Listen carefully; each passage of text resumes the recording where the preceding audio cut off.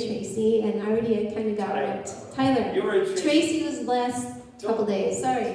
I'm Tyler now. My phone told me Tyler. Mixed up all the time. Okay. So that really works. What a great introduction. One time, I got a check from a snowbird from Tracy. They have their snowbirds that go down south, and their offering check came to our church. Well, I don't know how it happened, but just I opened it and said, that I did little, not know that person, and I called Ed Sullivan. That's what he you were honest. You could have just switched that R to Y. Yeah. I didn't think of that. It's all God's. It's all God's. Oh, it is good to be with you this morning. My name is Chris Manfred. Despite the lack of being able to communicate, hopefully what God has prepared in advance for you is the right message. I did pray. This is not your usual missionary thing. This is about a God who empowers us. And it doesn't matter who you are or what your shortcomings are coming. Here we are. This is my family. There's a whole bunch of us. I have 4 children. All my children are now grown. My oldest is the one sitting next to the gray-haired guy. Isn't he cute, by the way, that gray-haired guy? That is David. And we both work together in Cambodia because we're married. And sitting next to him is our oldest, Josh. He is working at Bethel University and Seminary in the Twin Cities area. They did a stint in Djibouti. His wife was working with Arrive Ministries. Arrive Ministries is how to connect new immigrants with churches and people of God in a successful way and develop relationships with wisdom and understanding. So that's her ministry. They have 3 kids. I have 3 grandchildren, Caleb, Lydia, and Simon. Then if you go to the opposite corner is my number 2 son, and he and his wife Joel and Kirsty, they work for Lifetime Fitness. They are the buff ones who eat like only perfectly. Down below that is my daughter Janelle and her husband Sam. They are working in a country I will not mention, and it is a difficult access country. Tell you about it off camera later. In the middle is Jenna, and she is a student at University of Northwestern. And sitting behind her is a person who will probably be part of our family very soon. So that's my family. We have been serving in Cambodia for 26 years, which is a long time. I know most missionaries end up bouncing around. Oh, by the way, bouncing around, not trying to stay put. Cambodia is located near Thailand and Vietnam, if you can picture that. If you can't picture where China is, just go straight down till you about hit the equator, where it's nice and warm, it's tropical. That's Cambodia. It is Southeast Asia, and it's about the same size as Wisconsin, if you need a land reference for size. It has 17 million people in it, in that small place. They are mainly Buddhist by name, but the real core of who they are animistic in nature. There are 44 different ethnic groups living in Cambodia with their own languages and their own customs.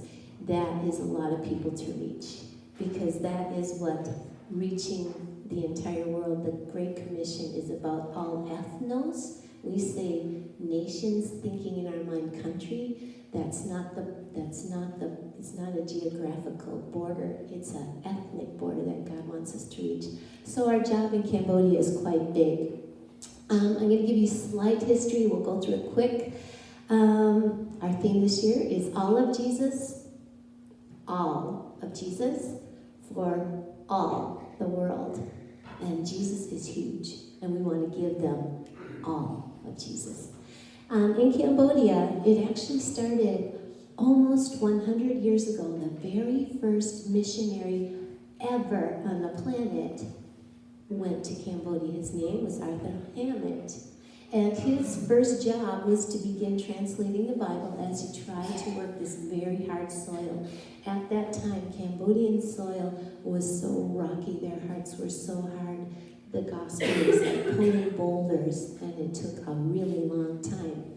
So as you can see, after 50 years of work, We are grateful for every convert that happened, but it was harder than the Muslim lands today. And so after all that work and many, many other missionaries coming alongside, there was very little growth. But as you can see, there was an uptick when the Vietnam War started spilling over into Cambodian soil. There was so much unrest and fear that the gospel actually took off. It took off really well, as you can see. But something else happened in Cambodia, and we lost a lot of Christians. What was that event? The Khmer Rouge. Yes. The Khmer Rouge came to power, and they began to killing off their own people. It was massive, but for the Christian community, they experienced 80% martyrdom, and the church was not that big. Even though it got to 10,000, it had been devastated to 2,000, and that was usually due to people just being quiet about their faith and keeping their head low to survive. So they mainly targeted educated people. They just didn't want anyone with the West. If any influence from the West, they would kill you. Therefore, doctors, nurses, teachers, anybody in politics, anyone with an education was killed. They were targeted for that. So, 1.7 million people died in the country, and it was worse than a genocide. It was actually a fratricide where they killed their own people rather than an outside group trying to kill them off. So it was very, you can imagine the emotional toll of living through that. And again, like I said, 80% of the church died off, and that is why we have that statistic. But what happened then, in order to survive what was happening, short stories that Vietnam came in to help kick out the Khmer Rouge. And the Khmer Rouge continued their guerrilla warfare, but at that time then many people escaped to Thailand and they went into the refugees camps. And if you've heard of Kama Services, this is where Kama Services was born, in Cambodian camps. So there were refugee camps, and there were people groups that nobody would work with. Guess who it was? The Khmer Rouge. No one wanted to help them. Kama Services accepted Khmer Rouge into their camp because we're not allowed to hate. And they showed love and care, physical care, concern, and they shared Christ with what everyone knew was a very evil people group. In that camp, there they are loving on them, reaching out to them, providing these needs. This is not only Khmer Rouge soldiers and things. There are, regular people from Cambodia also flooded into that camp. And our missionaries who were kicked out came back to help in the camps. And so they already could speak the language. We put up a hospital, take care of physical needs, tried to reunite families, all those kinds of things. That is where Common Services was born.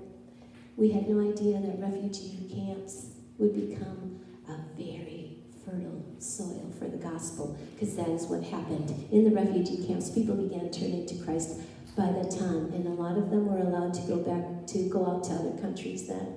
Some of them did, and the rest returned to their religions. This is in the camp as well. But as they began to repatriate in 1993, it became legal to be a Christian again in the country. So now they could become Christians, and some of them began to go back to their hometowns.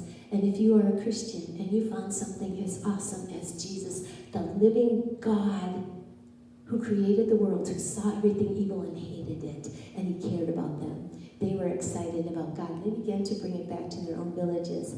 Now, why did I stop there? That is the year when this uptick began and when Christianity was allowed.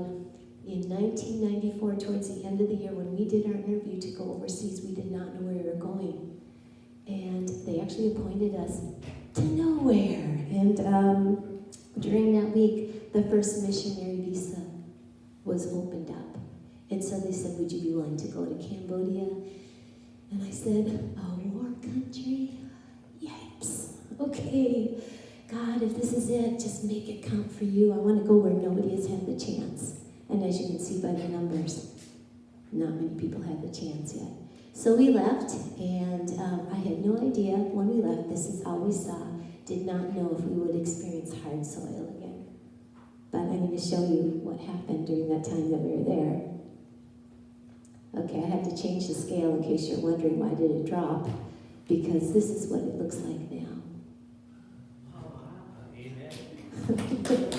This is what God did. I had no idea, and in your lives, you have no idea where you are on those graphs and charts. Please see that if you are sitting in a spot that looks dark, you're not.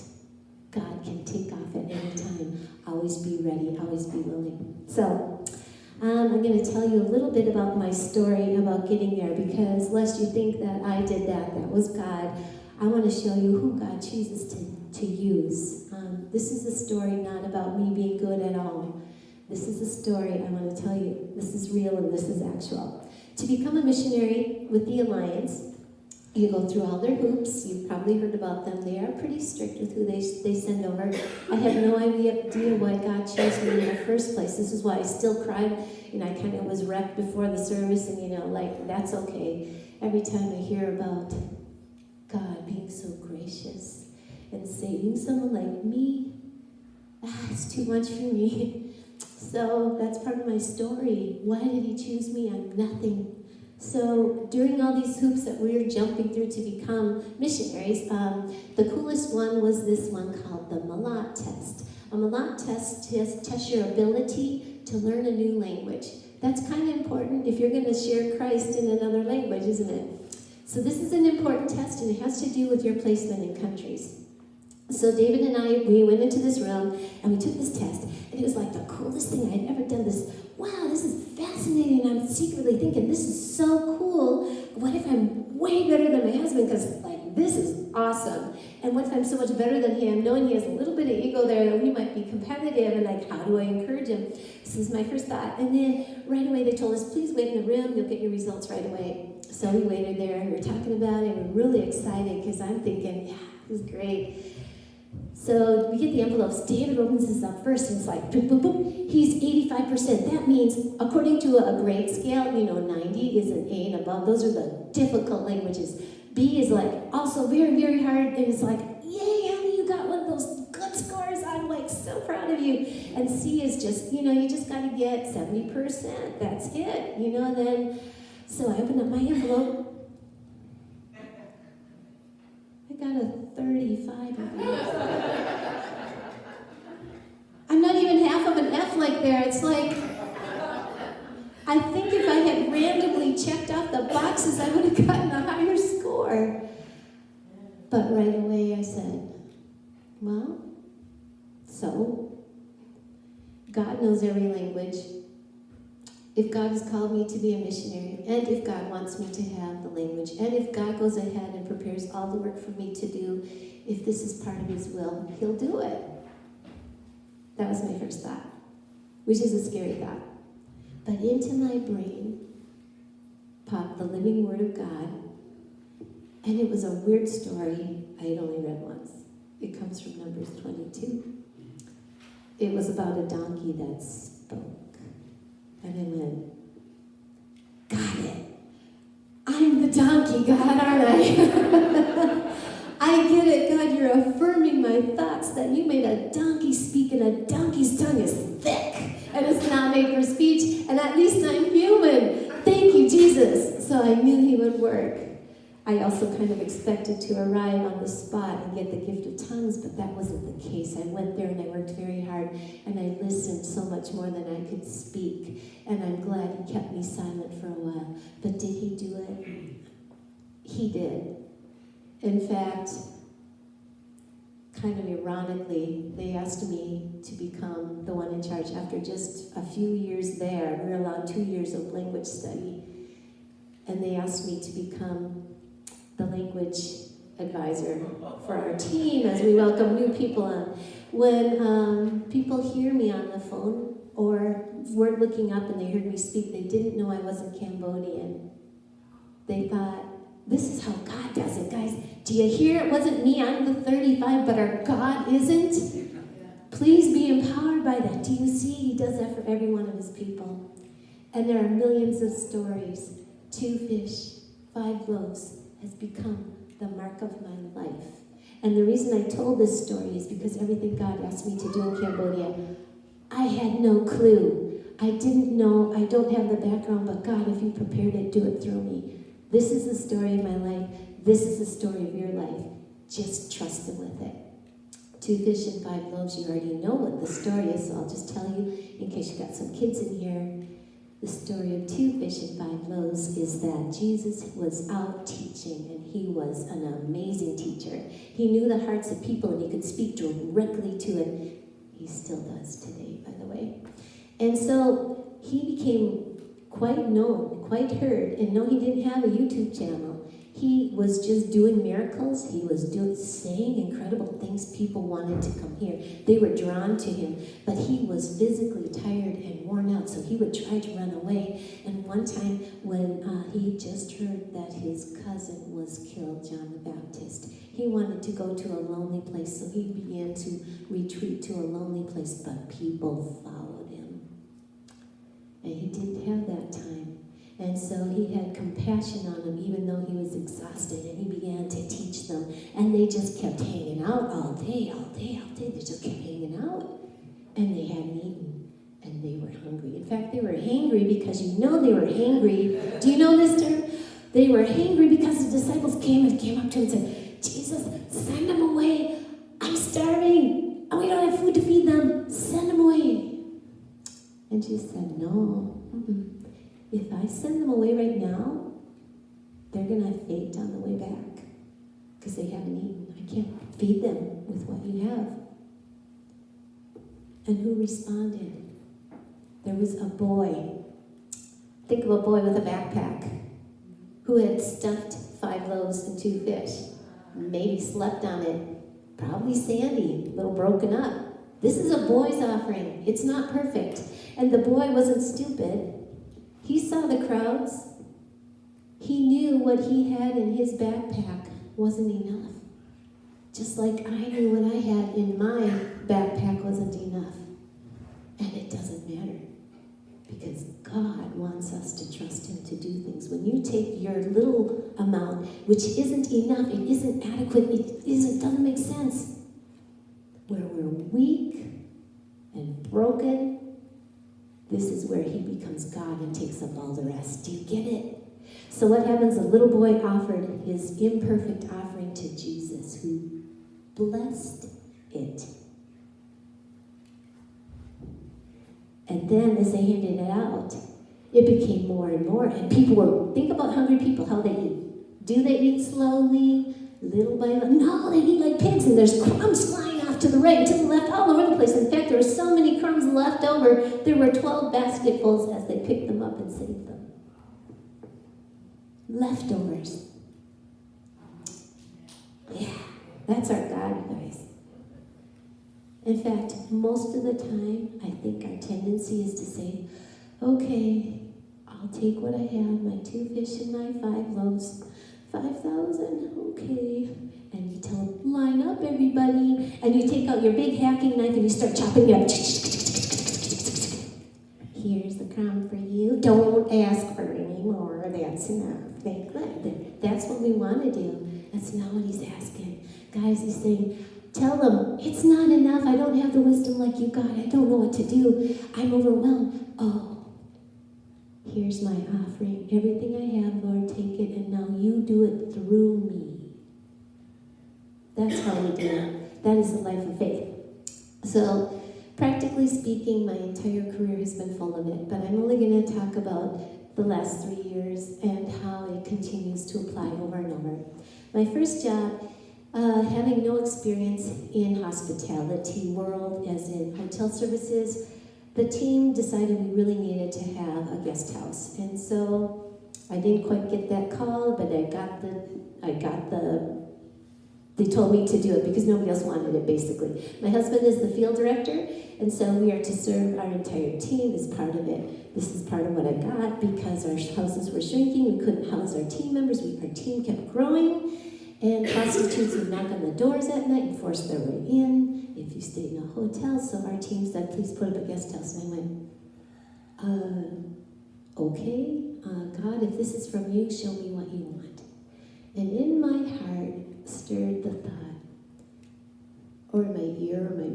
or something. This is my house for my people to rest, to be restored, to be rejuvenated, to hear from me. Do that. I went, okay. And I said, okay, do it through me, Jesus. Do it through me. So I began to do that. This is our guest house. It's run for no profit. We run for cost only. It's kind of self-service. I asked the team, what do you want? They said, don't make it look like a hotel. Make it look like a home. So we did, and we have a kitchen. They can cook their own meals if they like and eat there. They can do, we have our extrovert floor and we have our introvert floor, so some people want to retreat and tuck away, they can do that. We have a library in there to feed their souls, because missionaries do get worn out and they do get overwhelmed, and they take on the entire burden of all the people who come to them every day, and they need a spot. So we try to put on conferences as well. It'll serve anyone. You come there, just one little room. You can come with your family, even if your family's big. We also have rooms that connect. Some of our rooms have in there, within the room itself, a kitchen, so that our Bible translators can tuck away and keep making tea all day long without being disturbed. And we have rooms with full kitchens. When missionaries come over, they have to wait for a delivery of a baby or whatever's going on in their life, just arriving on the field. Rooms that connect to each other. We also put on conferences for some of our secret groups, and this is okay to record. We are working with some groups in Cambodia where we cannot talk about it, where the walls might have ears, and this is one of the places where we can. So we put on conferences and do all kinds of seminars, again, for cost. They just pay for the air conditioning and that's it. So then we can put on meals and things like this, and it empowers us, and we're efficiently using God's money for God's work. We do not waste anything. So we don't put that on. We also do additional services during COVID, of course. We had a teammate from Marketplace Ministries who we had been walking through her relationship with a Cambodian man, a pastor, and the two of them were going to get married. And then one day before her wedding, her venue, which was in charge of all the food and all the decoration, called her and said, I'm sorry, due to COVID regulations, we are now canceled. Your wedding is off. And she called me because I had been walking her through, and she said, I have delayed my wedding so many times. I can't get married. Is this God saying no? And I said, no, I don't think so. Let me call my staff. And so we, in 24 hours, with other guests and everything else, we put on a wedding and catered that for her, and she got married, and they are doing amazing. The very next day, we had a couple staying with us, and she was waiting to give birth because due to COVID regulations, they had to come down and follow a whole lot of protocols every day. But I also have a birthing box in the guest house just in case. And also down in the corner, you'll see this husband-wife group with one child. That is our doctor-nurse team. He is a doctor, she is a nurse. They were staying directly below the couple. And during the night, this is not her first child, as you can see, she realized that what she thought was Braxton Hicks was a crowning head. And so at 2 a.m., her husband ran down and said, knock, knock, can you help us? We're in room 8 and we're delivering the heads here. And so they ran up and little Micah was born. So yes, this is an unusual guest house with all kinds of services. The biggest part of it has been the prayer ministry. As God calls you to any ministry, if you don't have a gifting, don't worry about it. God has all those gifts. And He distributes them when He wants you to use them and according to His will. The biggest ministry in this place has been the prayer room, the prayer house, the prayer for the people, and speaking truth into their lives, and sometimes just giving perspective from God. The healings that have happened in this place of heart, soul, mind, and body are incredible. But I'm going to pass it on because these are the works of God, not my works. I'm simply another donkey. But He has done amazing things. We've even had people with a plan in place for suicide, not from our team. Our guest house is open for all God's people. And so There was one in there with a suicide plan the last couple years as well. And God spoke to my heart to ask, and this came out, and she is doing well. She has recovered. She got all the help she needed. But that's what God does. He knows our inner hearts. He knows our stirrings, and they won't be secret. So just let go and let God, and be help to one another. We're all frail and fragile. We're all vulnerable. Restore and build each other up in the Lord. So that's donkey number 2, and I've been doing that one for a long time. So another thing that they asked me on here, my degree is in elementary education. So of course they said, by the way, could you do the architectural plans for many buildings? This is building number 8. We had to do this one in the last 3 years. This is my project, one of my projects. I have many full-time jobs. So I oversee construction as well as do the building plans. And I know right away you're saying, but is it safe? All of my pencil-drawn buildings go to the government desks and be approved. How did I get this ability? God is a builder. And He knows. And all of my plans have been stamped and approved. And with that, the downloading of what you need to do to complete everything. And I offer every building to God and ask Him to give me wisdom through the whole thing. I don't know. That's how it's done. So began doing this project. And this man I've been working with for 10 years on many different projects. His name is Prasad. I have a brotherly relationship with him. He's like a little brother to me, and we do work well together. He was not a Christian, but I am bold in sharing my faith because I know how awesome it is to have a God. And I don't do it in an obnoxious way. I do take it. I take my time. Some of the time God does lead me to share straight away with a stranger and they come to Christ. Yes, that happens. I'm not talking about those stories today because this is more relatable to your life. 10 years, different events in his life, and I'll say, Prasad, let me give you perspective. I think this is what's happening. One of those was the guest house kept breaking. There was this period of time it just kept breaking down, and I kept saying, Prasad, can you come help me? Are you free? I'm free. So he would come out and he would help me, and I finally said, Prasad, I don't know what's going on. All our buildings are great, but this building that we built together, this guest house I'm in charge of, and it's the one breaking. So let me tell you what I think this time. I think that I'm having so many problems in this guest house because I've got to keep it good for those God's people. And God knows that I'm going to call you, and God knows that He wants you. And I think the problems are coming because you haven't received Christ yet. So he laughed at me, of course, and I said, the day you accept Christ, Messiah, I'm going to stop having problems in the guest house. It was true. During this build, I came in day 1 and everything was great. I was talking to the bricklayers and saying, no, you're a beginner bricklayer. Let's do it the right way. Let's do it this way. Talking about heights and restructuring some of the problems that already happened in the building. And so we're building, and this is day 2. Day 2, I walk in and you can see there's one wall way up, wherever it is, way up there where the beam and the brick meet at the top. That was day 2, and this is a problem. My walls are more than 13 feet tall. And these are intentionally just single brick walls. They aren't that strong. Think if you were to stack little Legos, 13 feet, how stable is that?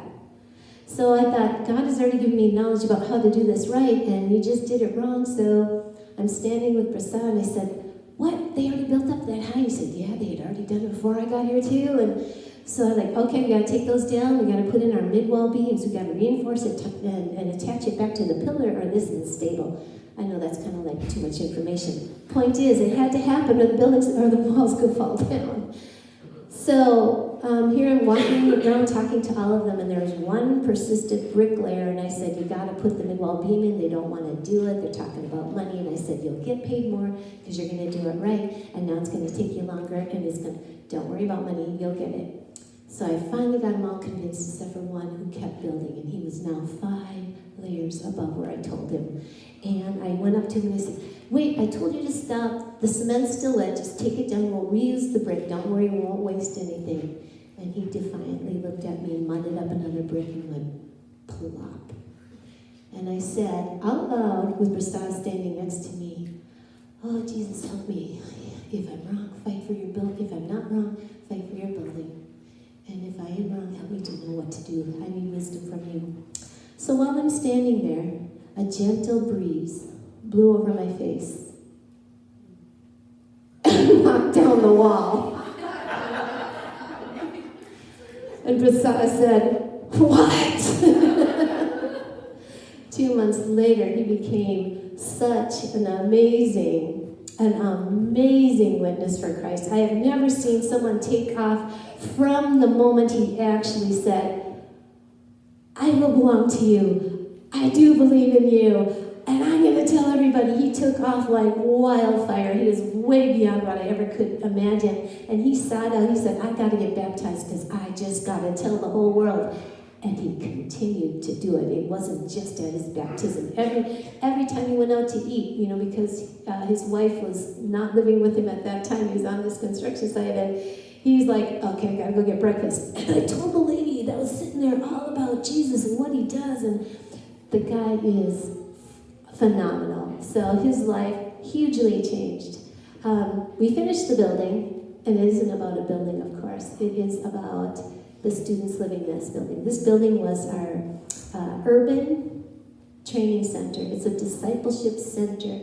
All of these students, yes, they look young, are being church planters. All of them. And missionaries to the other unreached groups. All of them. That's what that building's for. So getting it right was important. It was God's building. Okay. Yeah. So architecture. Big old burly me overseeing construction. Yeah. God does that.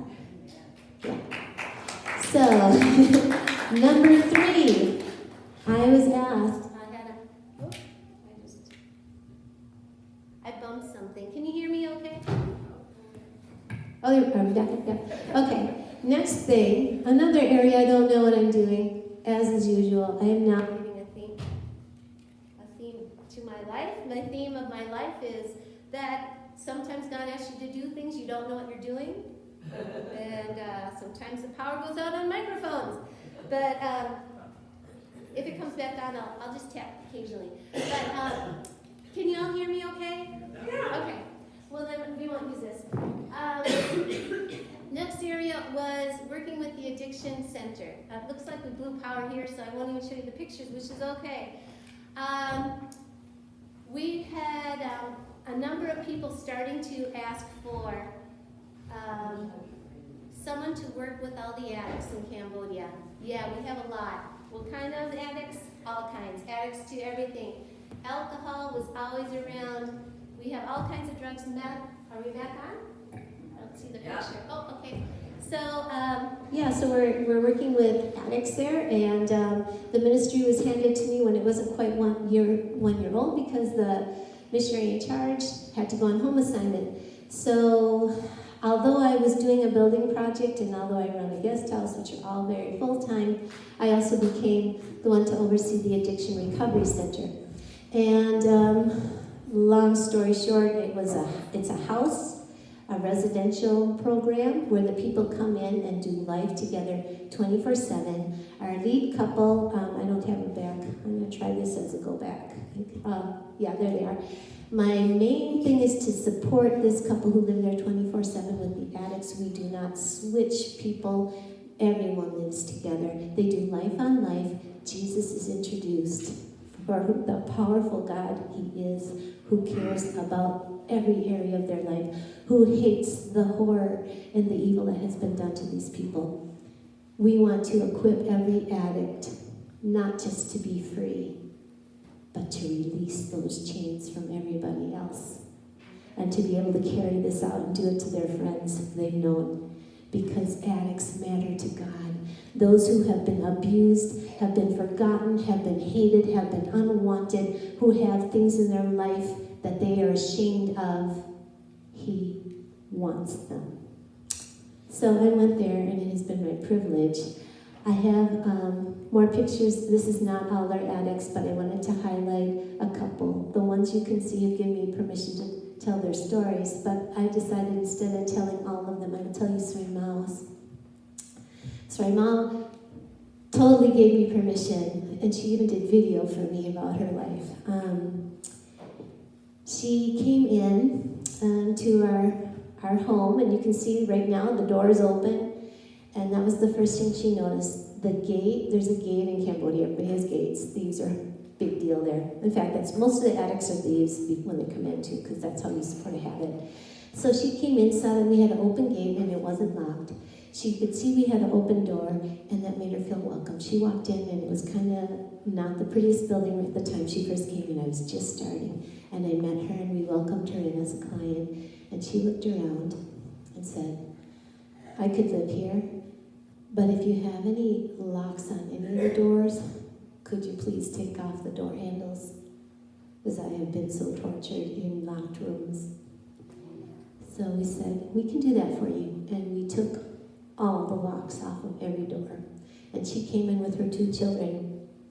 Her backstory, her mom had killed someone and was in prison. Her father was a meth addict, and he died of an overdose. And then she was sent to live with grandma, who hated her and pretty much just beat her up every day. Her grandma also involved in the drug industry, and alcohol was present in her life every day. And she too drank to get rid of those pains that she had in her life. And she was not just an alcoholic, she also had drug addictions. And she was sold by her grandma into prostitution. And she has AIDS. And she has no hope. And she has 2 children. And she doesn't know how to be a mother, she only knows how to get her next fix. And she wants change. Can you say no to that? We said, come on in, sweetie, and we'll help take care of your children while you detox. And when I came and met them, she had just come in, and I went and flipped my hair, it's kind of long. The little boy cringed because he thought I would hit him. That's how he had known from adults. That's all she knew about parenting. So we were able to show her, we wouldn't let her abuse her children there. We began to give her skills as a mom. How to love your child, how to actually feed them when they're hungry. We began to speak into her life, not judge her, but to support her as she was introduced to Jesus Christ and give her the relief from the pain she had in her life. And one day, she's shining for Jesus now and can't believe the difference. There's a difference in her children. Her children are happy. They can't wait. They run up to strangers now and hug on them. She is speaking into the lives of the other addicts there. And she's helping them through. She came to me one day when she's in love with Jesus. She's on fire. She's teaching her children about Jesus and learning how to correct behaviors without abuse. And she said, yeah, but I have no hope. I have AIDS. No one will ever want me. And how can I go out and work? Now it's COVID. And I said, oh, sweetie, you don't get it, do you? God saved you because you know this life. You know the evil of it. God hated all the evil, and he wants to use you to stop the evil in other people's lives. You can do this for other people, what you just experienced. And her eyes lit up with hope and purpose, and that is her goal, to continue to bring the light of Jesus to people, bring it back to her little area of town where that is a normal part of life. These are common stories. These are people you might find in your community. Don't turn your head. Love on the least of these, the unwanted. There is no one God doesn't want to. He thoroughly loves the way he designed them. He hated the evil done in their lives. He hated that. And he wants to tell them there is another life with a God who cares about everything and will empower them to do things beyond their ability. It has been my honor and my privilege to walk with these people through their hard stories and to help them find a God who really is present in there and palatable and alive. Your limitations are not God's limitations. His work comes with his equipping, even if all you have is 2 fish and 5 loaves. It's more than enough. Thank you. And I thank you because this is an Alliance church and you have been supporting Alliance missions. It's how I stay there. He uses donkeys. He uses everyone. But thank you very much for being one of those who support the Great Commission Fund. That's how we're there. That's how we get to do these things. Thank you so much.